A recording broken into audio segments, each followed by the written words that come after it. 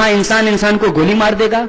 प्रधानमंत्री जी, ना आपको कोई गोली मारेगा, ना किसी आम इंसान को कोई गोली मारेगा। हमको ऐसा समाज बनाना है, हमको हिंसा मूलक समाज नहीं, हमको शांति प्रिय समाज बनाना है। इसीलिए आप ये चालाकी करना बंद कीजिए।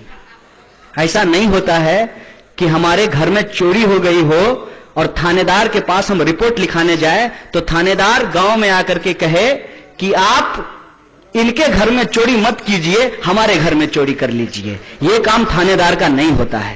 थानेदार का काम है कि समाज के अंदर कुछ गलत हुआ है, उस गलत को रोकना है। अगर वो काम रोकने में सक्षम नहीं है तो आप बार बार कहते हैं कि हम बेहतर समाज बनाएंगे।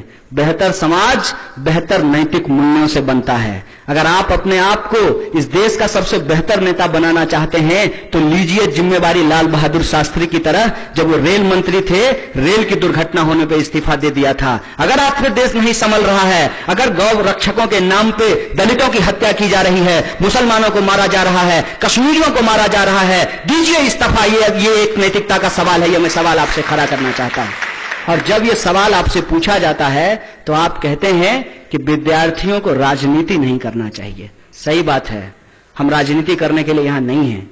हम विद्यार्थी हैं और हमारा काम पढ़ने लिखने का है। लेकिन इस बात को हम बहुत बखूबी समझते हैं कि जब कोई आकर के आपको कहे कि आपको राजनीति नहीं करनी चाहिए, वो उसी वक्त आपके खिलाफ राजनीति कर रहा होता है। इस बात को हमको समझ में आती है। अगर हम विद्यार्थी हैं तो हमारा काम है कि हम इस देश के संवैधानिक मूल्यों को पढ़ेंगे, समझेंगे और जानेंगे। और उस संवैधानिक मूल्यों को पढ़ते और समझते हैं तो इस नतीजे पे पहुंचते हैं कि क्या खाएंगे, क्या पहनेंगे, ये कोई पार्टी तय नहीं करेगी, कोई झंडा तय नहीं करेगी, कोई विचारधारा तय नहीं करेगा, इस देश का संविधान तय करेगा। और अगर आप ईमानदार हैं, अगर आप सच में गौ माता के प्रति आपका प्रेम उमड़ रहा है, तो हम ये सवाल आपसे उठाना चाहते हैं कि जो लोग गौकशी कर रहे हैं, मुझे इस बात में कोई दिक्कत नहीं है, यहां इस मंच से खड़े तौर पर होकर बोलना चाहता हूं कि जो लोग गौकशी कर रहे हैं उसके खिलाफ अगर इस देश में जनता का सेंटिमेंट है और आप अगर उस सेंटिमेंट को डेमोक्रेटिक तरीके से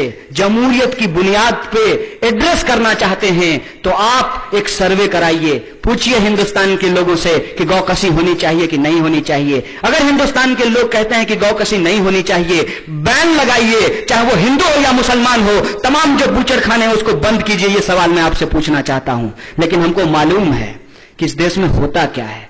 इस देश में हमेशा बात को पलट दिया जाता है। सिगरेट पीने से आपका स्वास्थ्य खराब हो जाएगा, इसीलिए अगर आप पब्लिक प्लेस पे सिगरेट पिएंगे तो आपको 200 रुपया जुर्माना देना पड़ेगा। लेकिन जो सिगरेट बनाने वाली कंपनी है उसके साथ बैठ करके रात को डिनर किया जाएगा। हम कहते हैं कि कोई चीज गलत है तो सबके लिए गलत है, चाहे वो हिंदू हो या मुसलमान हो, चाहे वो अमीर हो या गरीब हो, चाहे महिला हो या पुरुष हो, चाहे बिहारी हो या कश्मीरी हो, वो सबके लिए गलत है। हम ये सवाल आपसे पूछना चाहते हैं कि आप करें तो सही सही और हम करें तो गलत गलत, ये नहीं चलेगा। और प्रधानमंत्री जी का बयान जो आया है उस बयान को आप देखिए कि किस तरीके से समाज को एक बार फिर से बांटने की कोशिश की गई है। प्रधानमंत्री जी ने कहा कि बादशाह लोग गाय लेकर के युद्ध में जाते थे और राजा और बादशाह की जो लड़ाई होती थी उसमें राजा हार जाते थे। मतलब ये उसी तरीके का बयान है कि उन्होंने कहा कि इतने सालों के बाद एक हिंदू प्रधानमंत्री बना है। ये क्या कहना चाहते हैं? ये कहना चाहते हैं कि इस देश के अंदर जो मुसलमान हैं वो मुसलमान इस देश के नहीं हैं। मोदी जी, मालूम है कि आप इतिहास में फेल हो गए थे और आपकी डिग्री फर्जी होना हो, आपका मार्कशीट जो आया है उसमें साफ साफ पता चलता है कि आप इतिहास के बड़े कमजोर विद्यार्थी रहे हैं। फेल होना कोई गलत बात नहीं है, हम भी फेल होकर के पास हो जाते हैं। लेकिन गलत बात यह है कि जब आप इतिहास को गलत तरीके से प्रस्तुत करने की जिम्मेवारी उठा लेते हैं। हमारे यहां एक बात कही गई है कि सोए इंसान को जगाया जा सकता है, जो सोने का नाटक कर रहा हो उसका आप क्या कर लीजिएगा। तो जो इतिहास ना जानता हो उसको इतिहास बताया जा सकता है, और जिसने इतिहास तोड़ने की जिम्मेवारी ले ली हो उसको आप इतिहास नहीं बता सकते हैं। तो मैं उनको इतिहास जब बताता हूं तो उनको नहीं, इस देश की जनता को बताता हूं कि इस देश के अंदर राजा हिंदू हो या मुसलमान हो, उसमें शासन किसी भी प्रजा के ऊपर किया है और शोषण किसी भी प्रजा के ऊपर किया है। राजा का धर्म मायने नहीं रखता, राजा का शोषण मायने रखता है। इसीलिए राजा के धर्म के आधार पे आज प्रजा के ऊपर अत्याचार करना बंद कीजिए। बाबर की गलतियों का सजा जुम्मन मियां से नहीं लिया जा सकता है। और ये जो समाज की संकल्पना है, इस संकल्पना को हमको बार बार जिंदा करना है और इतिहास को जो तोड़ मरोड़ करके पेश करने की कोशिश की जानी है, तो हमको उस सेक्युलर क्रेडेंशियल को बचाना है, उसको क्लेम करना है, जिसके इतिहास में यह बात निकल करके आई थी कि जब हिंदुस्तान के अंदर चुनाव हुआ था तो मुस्लिम लीग हार गई थी और कांग्रेस को लोगों ने वोट करके जिताया था। इसीलिए इस देश के अंदर जो मुसलमान रहे हैं वो इस मिट्टी के हैं, यही के हैं, और इनको आप बाहरी बता करके